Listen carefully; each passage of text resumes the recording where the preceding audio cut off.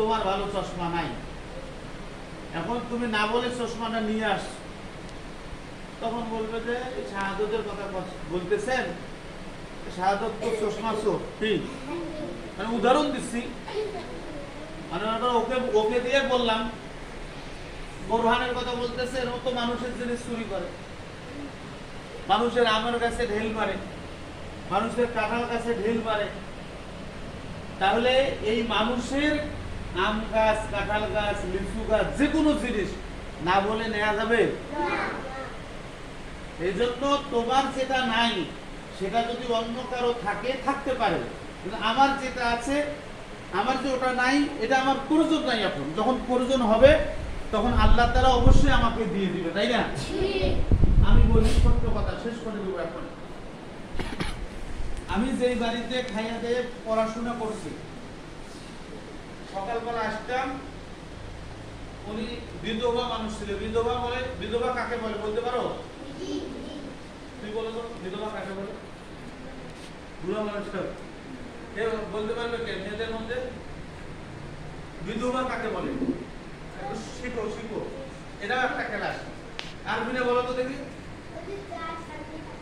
সবাই যার স্বামী নাই, যে মহিলা স্বামী নাই তাকে বিধবা বলে, বুঝেছো? যার স্বামী আছে তাকে বিধবা বলে। উনি বাজারে বড়া বিক্রি করতেন। কি বিক্রি করতেন? বড়া বিক্রি করে তার একটা ছেলে ছিল, আমি ছিলাম, আমার তার দুটো বোন, একটা ভাই। এই সংসারটা উনি চালাইতেন। সকালবেলা আমি আসতাম, আমাকে 2 টাকা দিত। ওই সময় 2 টাকায় 2টা পরোটা পাওয়া যেত। 2 টাকায় 2টা পরোটা পাওয়া যেত, বুঝছো? এখন তো 2টা পরোটার দাম কত? 10 টাকা। আর আমরা যখন পড়াশোনা করছি তখন 1 টাকা, একটা 1 টাকা, তো 2টা 2 টাকা। তো 2টা পরোটা খেয়ে মাদ্রাসা চলে যেতাম। দুপুরবেলা আসতাম, আবার 2 টাকা দিত। আবার ওই মুড়ি অথবা পরোটা খেয়ে রাতের বেলা ভাত, দিনে একবার খাইতাম। তখনই আমার মনের মধ্যে একটা ইচ্ছা ছিল, চাওয়া পাওয়া ছিল যে না, আল্লাহ যদি আমাকে তৌফিক দান করে তাহলে আমি পড়াশোনা কোনোদিনও ছাড়বো না। আমি পড়াশোনা করব, প্লাস আমি নিজে একটা মাদ্রাসা দেবো। আমার স্টুডেন্টরা ভালো মতো পড়বে, ভালো মতো চলবে, ভালোভাবে খাবে দাবে, বের হবে। আজকে ওই স্বপ্ন আমরা বাস্তবায়ন করতে যাচ্ছি, তাই না?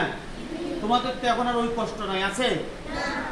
সকালবেলা কে ভাত খেয়ে আসো না, এরকম কেউ আসো? খুব অভাবী, বাড়ির ভাত নাই, কাপড় নাই, আছে এরকম আর নাই? কিন্তু ওই সময় খুবই অভাব ছিল।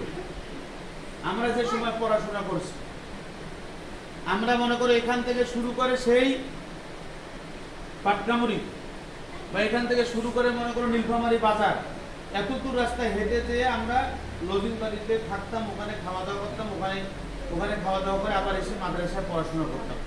তাহলে আমরা কত কষ্ট করছি। আর এখন তোমাদের মা বাবা কি করতেছে? তোমাদের মা বাবা তোমাদেরকে টাকা দিচ্ছে, আবার টিফিনের টাকা দিচ্ছে। সকালবেলা ভালো করে ভাত, টিফিনের সময় যদি সকালবেলা ভাত খাও নাই, টিফিনের সময় আবার ডিম ভাজি করে গরম ভাত দিয়ে এসেছে।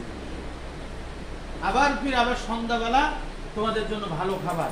এই যে মা বাবা এত সুন্দর করে তোমাদেরকে খাওয়া দাওয়ার আয়োজন করাচ্ছে, তাদের টার্গেটটা হচ্ছে তোমরা মানুষের মতো